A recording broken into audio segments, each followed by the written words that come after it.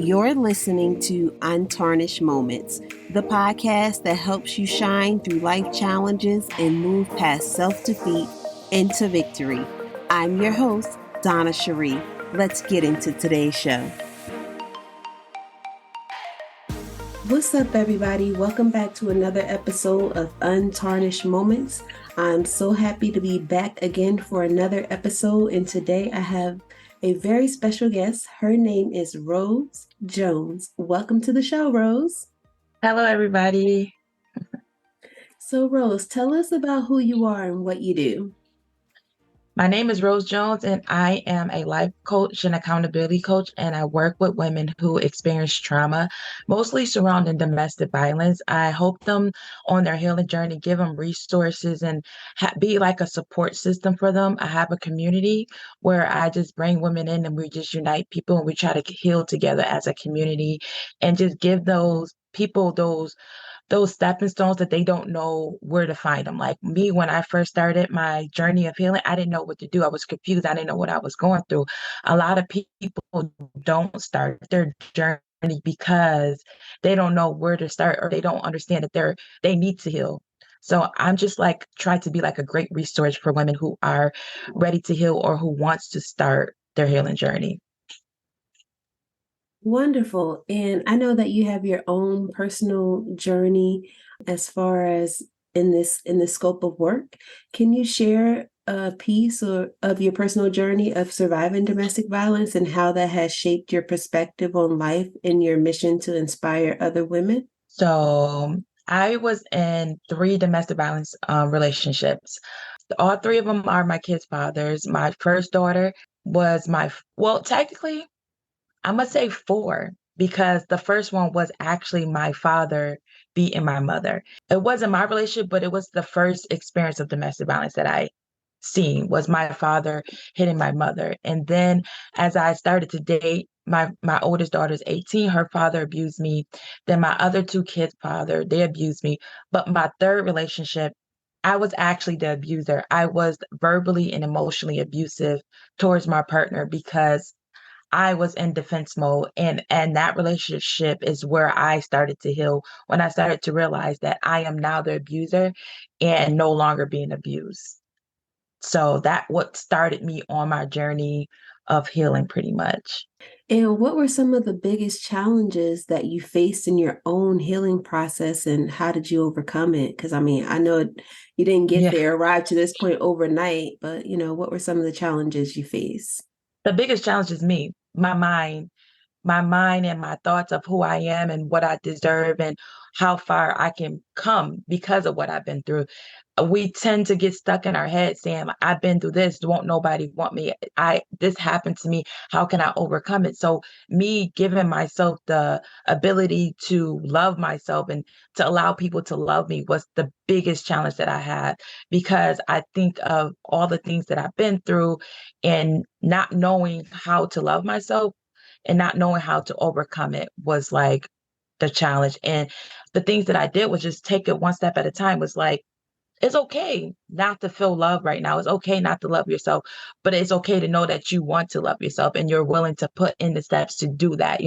I woke up today, I'm not feeling this today. I'm not feeling myself. I'm not loving myself today.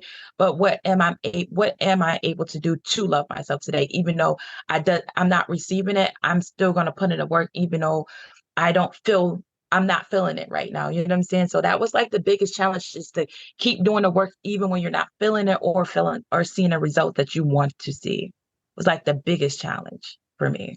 And when you were in those toxic relationships previously, Mhm. how did you escape them? Or, what did you do to get out of it? The first one, well, that's my father. That was just my mom leaving him. With me, my first relationship was he went to jail and that was my escape. That was my opportunity to go and run and hide. He went to jail. I moved. I hide from him, and then he didn't find me. He found me about like 3 years later, and I was already in another relationship. So he pretty much stalked me and stuff like that for a while. But eventually, my second baby father, he didn't let. Like he was kind of protecting me from him. Like, oh, I'm not gonna let you come over here. I'm not gonna let you do this stuff to her. So he kind of protected me from him. And that's what really stopped that relationship. But the minute I got pregnant, my second baby father started the abusive stuff. And I guess he felt like he had me locked down. I wasn't going anywhere. And that's when he started to do the abusive. He started cheating on me, started emotionally abusing me, and then started physically abusing me. And how I got out of that one was that I just we got into this really big fight and I was done. And I was like overnight. The next day, as I locked my mind, I was done. I started doing the steps to get out. So I looked for an apartment without him knowing, saved up money without him knowing. And then once I had my plan all lined up, he went to work and I moved out within 8 hours of him going to work. He came back, the house was empty. All my stuff, all my kids' stuff was gone. And then I moved to a location that I didn't think he could find me, but happily I moved directly in the same complex as one of his friends. And his friends told him that he seen me. And then he kept harassing me there. But then we got into like this big blowout where it was me and him was a life and death situation where he was choking the life out of me and I had a knife to his back and I was stabbing him like and when he realized that I was willing to fight back and he jumped up off of me and was like, "Oh my God, you're trying to kill me." I'm like, "What? Like you're choking the life out of me. What do you mean I'm trying to kill you?" And then he jumped up and ran out the back door. And he knew from that moment that I was putting my foot down and I was going to fight back and he wasn't going to get away. He doesn't have one step above me that the fight started. Like at that moment, he just let go. He just like, I am not about to lose my life. Like he realized, like, oh, she's willing to kill me. Like she's going to kill me if this continue down this path. So he stopped harassing me. And now like we still have kids together. Like our relationship is like so much better now because we both started our healing journey. So he started to heal what he was going through. I started to heal what I'm going through. So now we're coming together as co-parents and working together to parent our kids the best way we know how. That's beautiful, and Yeah. that's a good thing.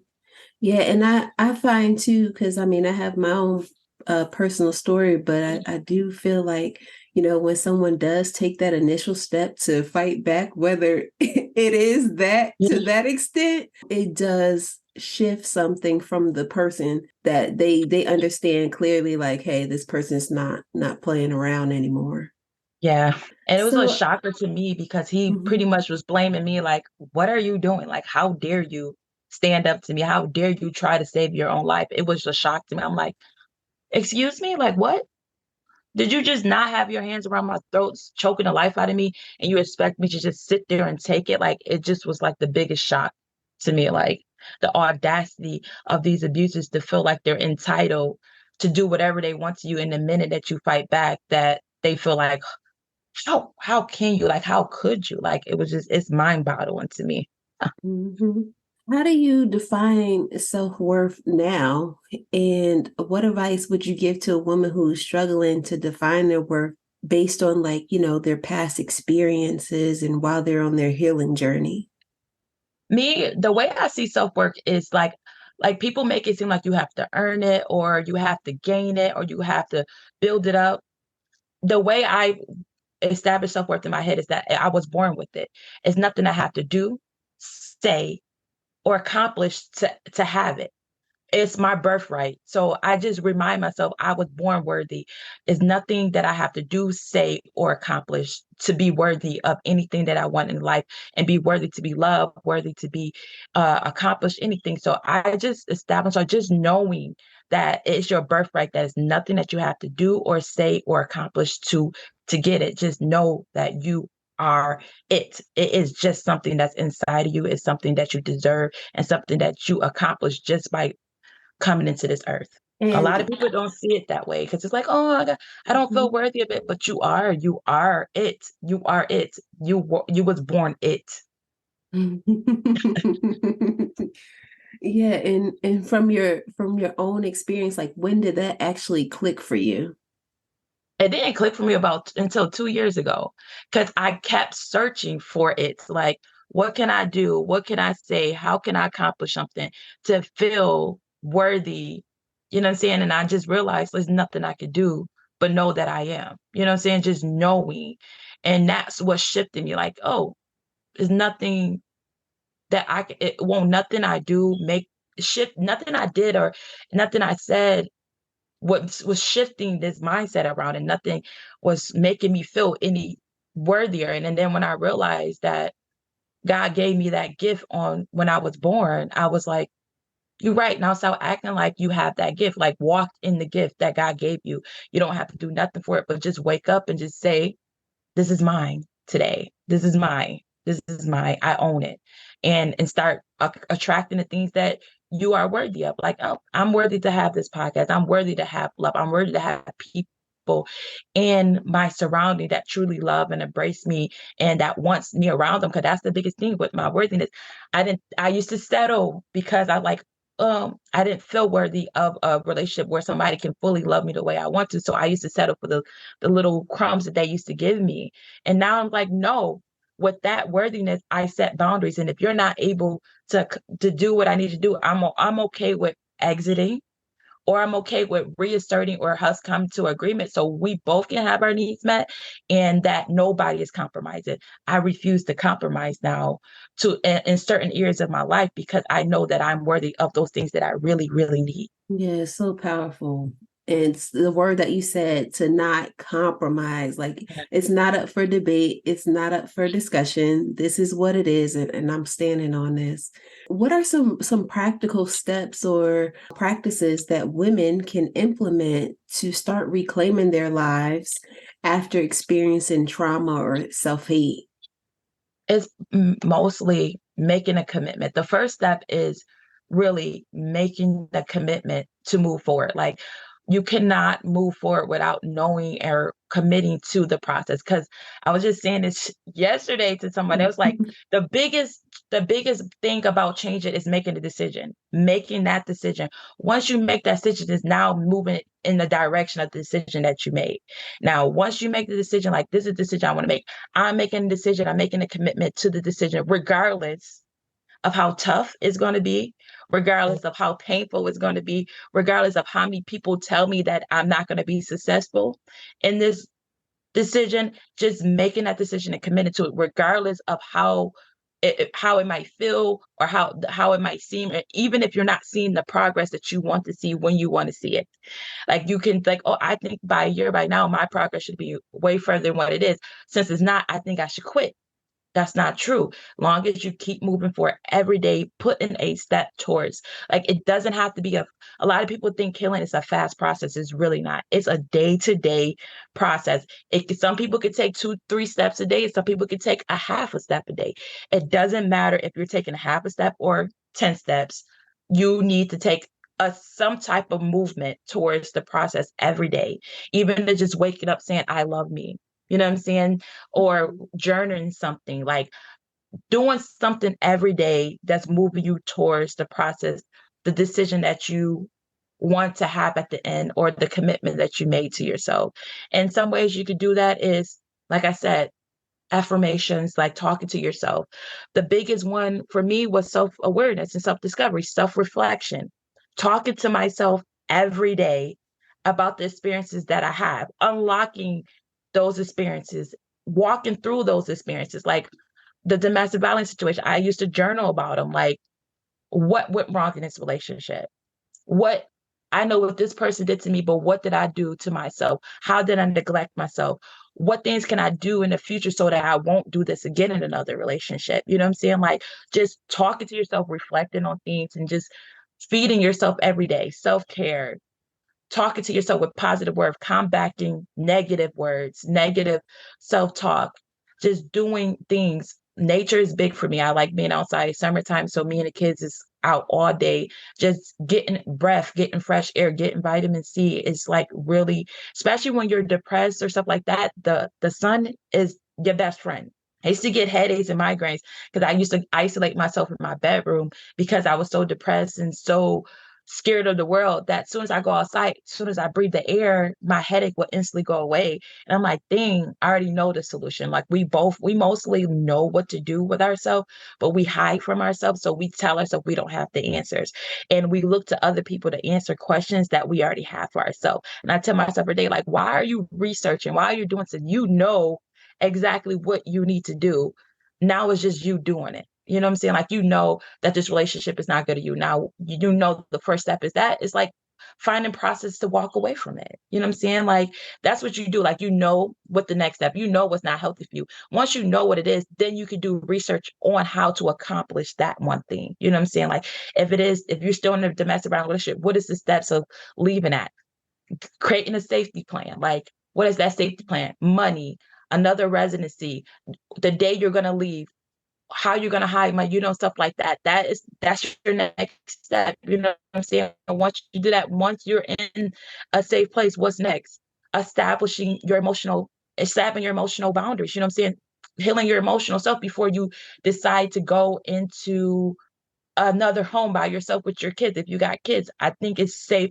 Like, when I first left my abusive relationship, instead of me going to go find another home and stuff like that, I moved in with my mom. I stayed with her for 3 months. So that's just another safety thing for me, so I can establish me feeling safe and knowing that he wasn't going to find me, and I have somebody around me that's to support me. And when I do have those relapse, or I feel something, I have support around me. So that's another important thing, knowing that you have a supportive community, somebody to lean on, somebody to talk to when it's time for you to, when you actually do leave those relationships. You know what I'm saying? And then work about, like, okay, I lost my confidence, I lost my self-esteem, I lost my income, I lost all this stuff in this relationship.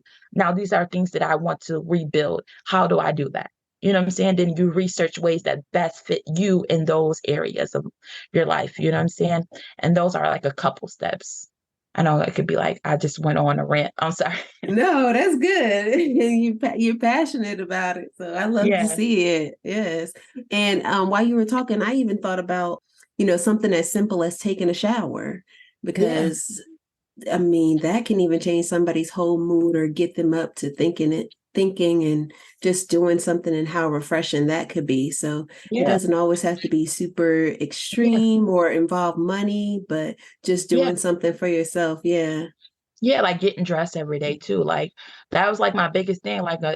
It's like walking around with your bonnet and your pajamas on. That is depressing. Like, going outside like that, just your whole mind, your whole spirit will shift when you look pretty, you feel pretty. Your confidence can boost when you go outside. You can feel a whole shift in your body, your demeanor and everything when you just put time into yourself. Absolutely. And I know that you first mentioned that you have a community where you're helping people to heal from trauma, and really in the area of domestic violence. So, can you talk about the role of just self love and self awareness and community belongingness in the healing journey, and why that's important to have? See, me, as when I was doing my journey, I had my mom, but I didn't really have that many people because I didn't trust a lot of people. And I feel like it took me so much longer to realize a lot of stuff that I needed to know, because I didn't trust people. I didn't want to trust people. I didn't want to let nobody in because I was scared that they were going to portray me like everybody else was. So, me, now that I'm this far on my journey, I realize the step that I didn't have was community, and I needed it. So I created a community where it can help me heal, and I can help other women heal based on my experience. Like, I have these tools, I have these resources that I could give them. But as I'm helping them heal, they actually help me heal at the same time, because community is the biggest aspect of healing, because relationships help us heal. I'm a big advocate, like, oh, people's like, oh, you got to heal alone. It's self-love. I'm like, no, because if a relationship broke you, you need relationships to fix you, because you will never know if the work that you did alone actually worked unless you apply it in a relationship. It's easy to say, I did this work, but you would never know unless you apply the work. And only way to apply that work is in relationship with people, an intimate relationship.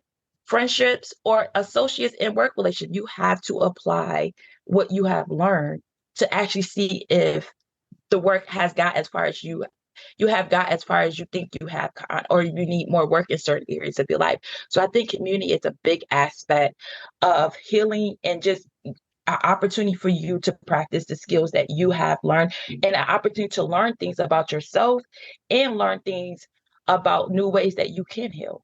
So that's why I think community is very important in this self-love and self-healing journey. Yes, we need one another for sure. Yeah. And then also knowing that you're not alone and like you're not the only person experiencing what you think you're experiencing. For a long time, I knew that I wasn't the only person experiencing it, but I didn't have nobody that can fully relate because where I grew up and the house where I grew up, like it was like, we don't talk about this. We leave this alone. So nobody wanted to talk about, oh, it happened. Oh, well, let it go. We'll just move on to the next day. So it's never been a space where you could comfortably release and talk about these things and people receive it and understand you and meet you with empathy instead of like what you want, like sympathy. Like a lot of people hit you with sympathy. And I'm like, what? Like, I don't need somebody to feel sorry for me. I want somebody to understand what I'm feeling. So I wanted the community to be a place of empathy, people are understanding each other, relating to each other, and just giving them a place of safety and no judgmental. That's beautiful. And Rose, how do you approach coaching and supporting women who may feel overwhelmed or intimidated by the idea of seeking help or starting their healing goodness or Yeah. starting their healing journey, or if they have hesitation being a part of community? So we have inside the community, we have different resources. So we have the monthly guide. So if they don't want to fully interact with people, like I have each month, I have like these pour out sessions where we all come together as a group and we just pretty much like pour out what we've been going through that month, or if we pour out a situation that they want to talk about and they can get the support they need inside of that group. But if you're not comfortable with the group setting, you could just go in and just listen. You don't have to volunteer to talk, or you don't have to we're not going to point at you like, oh, you need to talk, you need to tell your story. No, it's just you seeing other people giving you the courage to do that.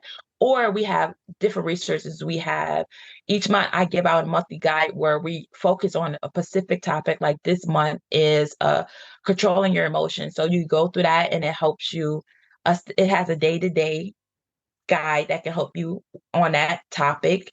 And then we have resources where I give you articles about the topic of the month and I give you resources. That's in was mostly in my community because it's Buffalo, New York. I have some international resources where you could call hotlines and stuff like that surrounding a certain area. People that going through trauma like mental health, domestic violence, child abuse, mental illness and stuff like that. Have resources where you could go in and you could tap into those resources. I have workbooks in the community where you could go in and just dive into different kind of things like gratitude, self-reflection, self-care, all types of workbooks like that. And those are just like beginning steps, like people that don't want to actually be involved in the actual community aspects of it, but still want the resources and still wants to get comfortable with it. And those are just a couple resources that we have that you can do that. And then we also have like experts that come in once a month and just tap into different healing journeys and different healing aspects. Like we do yoga or meditation or different things that some other people have created that can help you heal, like CBT, like the tapping, all this stuff. So we have those things where you could just learn and it help you unblock some of those things that maybe stop you from want to interact in the community. And then as you get more comfortable, you always have the opportunity to come into the monthly pour out sessions, or you can reach out to me personally and we could just have a conversation if you feel better with like one-on-one. I love that. That's good. So there's a plethora of resources and information that one can receive to help them really get started on their healing journey, or possibly to continue it. Because sometimes people start and then they stop because they get uncomfortable, Mhm. and then there's some resistance. But I'm glad that you have this space to be able to help women heal from their past. And there was something I like that what you said on your website. like as you were going through your process, and one of the things that I may not get the whole quote right, but you mentioned like that you're not this super high expert, you're just sharing your journey and the things that has helped you, and that you realize that God is the true expert. Yes. And so I'd like to know, what role does spirituality or faith play in your work, and how do you integrate that into the healing process for the women that you assist? So every Sunday, like in the community, I do Sunday prayer with everyone. So I come in, I say a prayer, I give them access to like the church that I go to, like an online church, transformational church. I do that every Sunday. So I share it with them, inside of them, and I pray with them. And I just give out like inspirational quotes and Bible verses that I feel like can help them on their journey, because a lot of people are not into it. So I don't want to force it down people's throat, but I just want to give them a taste of how God transformed me and stuff like that. Like I'm not a very like I don't have a religion, but I do believe that God is the person that's healing me. Like I don't have any, like I'm not a Buddhist, I'm not Christian, I'm not Baptist. I believe in God. You know what I'm saying? Like God is my source. You know what I'm saying? I just feel like God, what people, that's why I don't have a religion, because I feel like people base their journey with God based on the religion, like how the religion tell them how their relationship with God should be. And I feel like my relationship with God is based on the relationship that me and God have. Can't nobody tell me how God talks to me. Can't nobody tell me what message that God has given me. And a lot of people are like, well, I don't think that was a message for God. God would never tell you to do that. Like, how would you know that? Well, the Bible says this. I said, well, my relationship with God is not your relationship with God. And I want everybody to understand that a book, a pastor, and everybody else cannot dictate your relationship with God. Only you and God can dictate your relationship. You know what I'm saying? So, and the way God spoke to me was like, I'm here for you, regardless of how you're acting, regardless of how you're feeling. I will never abandon you. You know what I'm saying? And I knew, even though I wasn't coming to him every day and I wasn't speaking to him every day, that he was still with me. And from a religious like if you're not talking to God, you're not doing this with God, it makes you feel like he will abandon you. And I don't want people to think that if they're not in church, or if they're not reading the Bible, if they're not praying every day, that God is not with them. You know what I'm saying? So I just want people to understand that he is with you at all times. And whether you see him or speak with him, he is always watching over you. So that's like the biggest thing that I talk to the women about, like just knowing that every step God is stepping right behind you. He's guiding. Sometimes he's holding you. You know what I'm saying? It's like that Mhm. footstep quote that you always see. You see four steps in the sand, and then all of a sudden you only see two, because there's moments where God is carrying you, and there's other times that he's walking with you. You know what I'm saying? And just sometimes in your journey that you might have to tap into him, and he has to carry you. And I want them to know, like, even if you feel a little lighter sometimes, it might be because God is carrying you. You know what I'm saying? Like I just feel like I could breathe today because God probably carried you today. You know what I'm saying? Like he came in and gave you that extra boost that you really needed today, because he seen you yesterday that the walk wasn't enough, that he had to carry you today just so you could get through. You know what I'm saying? Because sometimes you might just turn back. Yes. Yeah. Good point. And how do you keep this space just sacred and safe for the women to share their stories? I monitor them and stuff like that. So it's if you do anything like any rude comments or anything I feel like is judgmental, I'll give people warnings and stuff like that. If you still do it, you gotta actually get removed from the community, because this is a safe place. I don't want nobody to feel like they're being judged or being attacked for what they've been through. Everybody have their own story. It is not my job to critique their story. It's not my job to see if they're telling the truth or if they're lying. Everybody version of their story is different. You know what I'm saying? Like how they perceive it and how they feel it is how it's affecting them. So for us to tell like, oh, it's not, for somebody to say, oh, it's not that serious, or for somebody to say, I don't believe you, that is unfair, because a lot of people may see something in different ways. We all have different perspective. Because you have a different perspective doesn't mean that is right. And I don't want nobody to feel judged or criticized or uncomfortable with sharing their story, because if that happened, you will have to be removed from the community, because that means that you are healing, but you're not healing to a point where you're free of the anger and the frustration that's happening inside you. And now you're reflecting that on other people. Because a lot of people that judge and attack other people is because that's how they're feeling about themselves. You know what I'm saying? So that's why I used to give them a warning, and I used to like have a conversation with them. Like, why do you feel like this way? Like, why do you feel that you have to say this to this person? And if they understand, explain to me, then I'll explain to them, like, and I try to navigate through them and let them see, like, oh, maybe that's because that's how you're feeling about yourself, but it's an experience that you had with yourself, and that's why you're projecting that onto that person. And if they come to understand, like, oh, I see that, I see what I'm doing, and I give them the tools to navigate through that. And if they understand it and they good. We don't have to worry about it again. If they do it again, I'm like, okay, now I gave you the tools, I helped you work through it, and you're still doing it now for the safety of the other women in the community. I'm gonna have to let you go. Yeah, because I really do believe like that's a important piece of it too, that everyone who's involved in the community just feel safe at all times. So I'm glad to know that you have something in place for that. Yeah. Like I don't want to actually just kick you out. I just want to give them the tools. Like my first step is giving them the tools so that this doesn't happen, and helping them understand why they're doing their things, because that's where that accountability comes in and that self-love come in, and just understanding and self-awareness and understanding self. And once we navigate through that and they can use the tools, if that doesn't work, then that means that they're not actively trying to do the work. And this is a community for people that's actively trying to heal and not just trying to be in a space and affect other people, or trying to, I know, make themselves feel better by attacking other people. You know what I'm saying? I can't do that. Yeah, absolutely.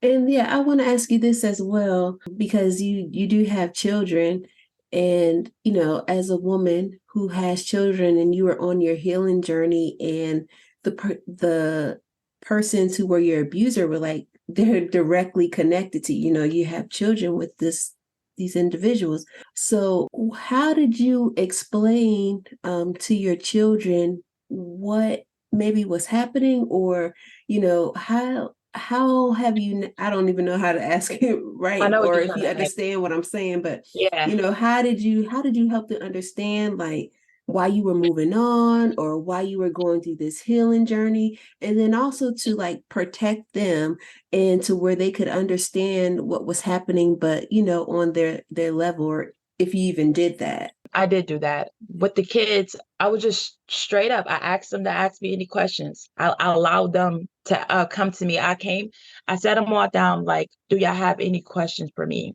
about what's going on right now? And they asked me, and I answered, just being very open and transparent with the kids. Like, this is what happened. This is why it happened. Daddy needs help. Mommy needs help. We both just not in a place where we can be together right now. And I explained to them what happened and why mommy had to move on, and why daddy has to be in this space that he's in. You know what I'm saying? And I told him, like, but that's not the end of the relationship. You know what I'm saying? Like, that is still your father. And because of what daddy did to mommy, doesn't stop you from having a father. Your relationship with your dad does not affect my relationship. My relationship with your dad does not affect your relationship with your father. And I always tell my kids, do not judge people based on a relationship they have with somebody else. Judge them based on a relationship they have with them. So their relationship with their dad, he's a great dad for them. You know what I'm saying? Mhm. It's just that our relationship was just not in a space because he couldn't handle certain things, and certain things he wasn't ready to deal with. So our relationship went left, but he still shows up as a father for them. So it's not fair for them to carry my burdens because of what happened. So I always allow them to make their own choices and make their own perceive a situation by their own experience.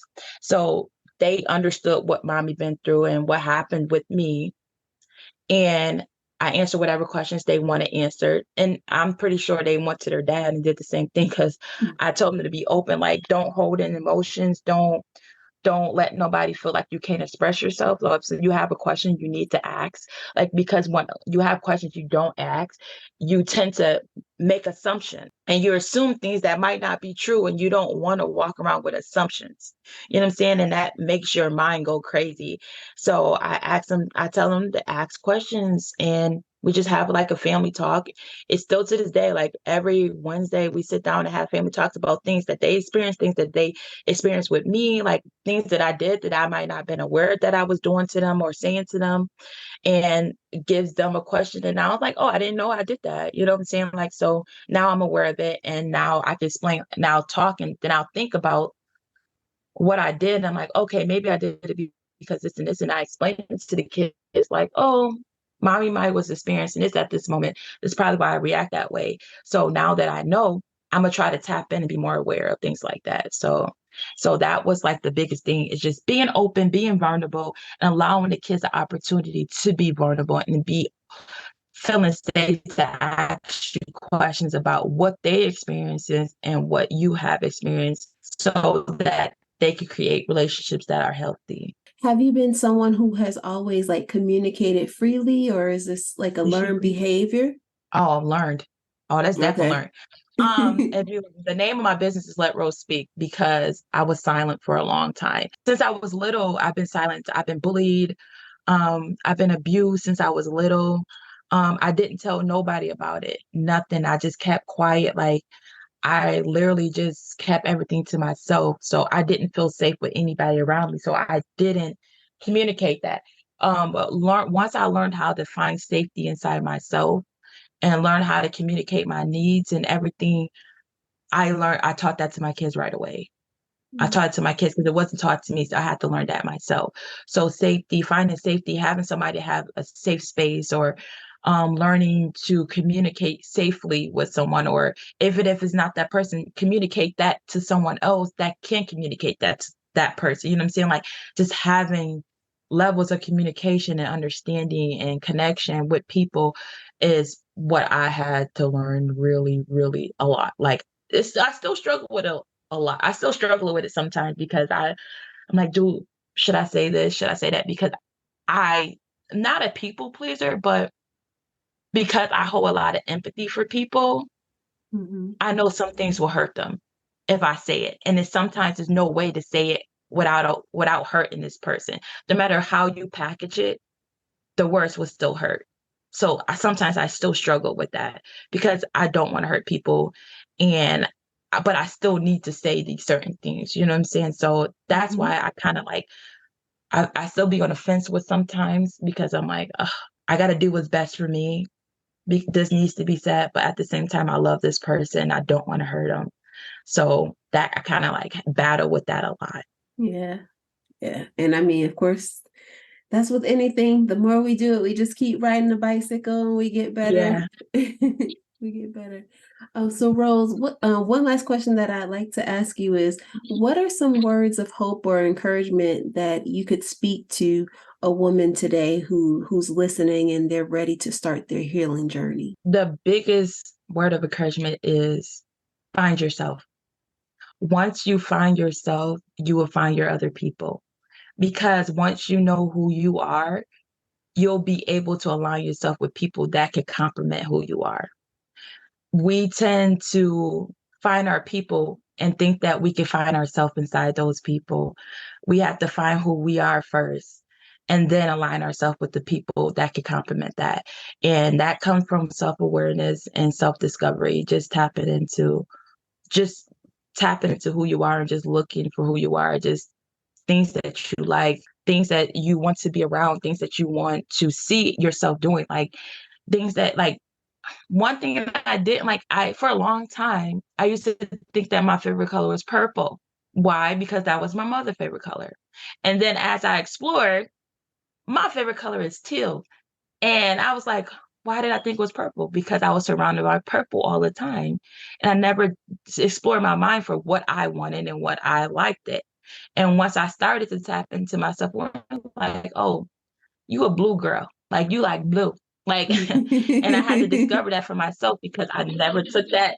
I never did the self-discovery. I just took what people gave me and thought that was me. And once you start to realize who you are and what you like and what you don't like too, like, it's not about what you like, it's what you don't like too. You know what I'm saying? Like, we don't realize that we don't like a lot of things. We just deal with it, even though we don't like it. If you don't like it, don't deal with it. You know what I'm saying? Like, you don't have to deal with stuff you don't like. You don't have to be around people that you don't like. Like the world makes us feel like, oh, if you don't like somebody, you can still be around them and be civil. No, you don't. You don't have to be around them. Like you don't have to be in places that you don't want to be in. That requires family functions, that require jobs, that require any space. If you don't like it, you don't have to be there, and you don't have to feel like you're required to be somewhere or do things that you don't want to do or don't feel comfortable doing because you want to make other people happy or people, society make you feel like those are things that you should be doing regardless if it makes you comfortable or uncomfortable. No, especially on your healing journey, do not put yourself in places or around people that will compromise your healing. All right. And where can individuals find you if they'd like to stay connected with you? You can find me on Instagram, TikTok, Facebook, and LinkedIn at Let Rose Speak and at Rose Jones. And you can find me, my website is www.letrosespeak.information. And you can find my podcast, A Sister's Love Podcast, on YouTube and on Spotify and Apple. Awesome. So thank you so much, Rose, for coming on the show today. It was such a pleasure to sit down and have this conversation with you. And I wish you all the best. Thank you so much. Thank you too. I had a great conversation. All right, guys. Until next time. Ciao. Hey, Overcomers. Thanks for tuning in. For more information, head on over to DonnaCherie.com. If you want to find me online, I'm at I am Donna Cherie on Instagram and Donna Cherie on Facebook. Don't forget to join the Overcomers Confidence Club Facebook community.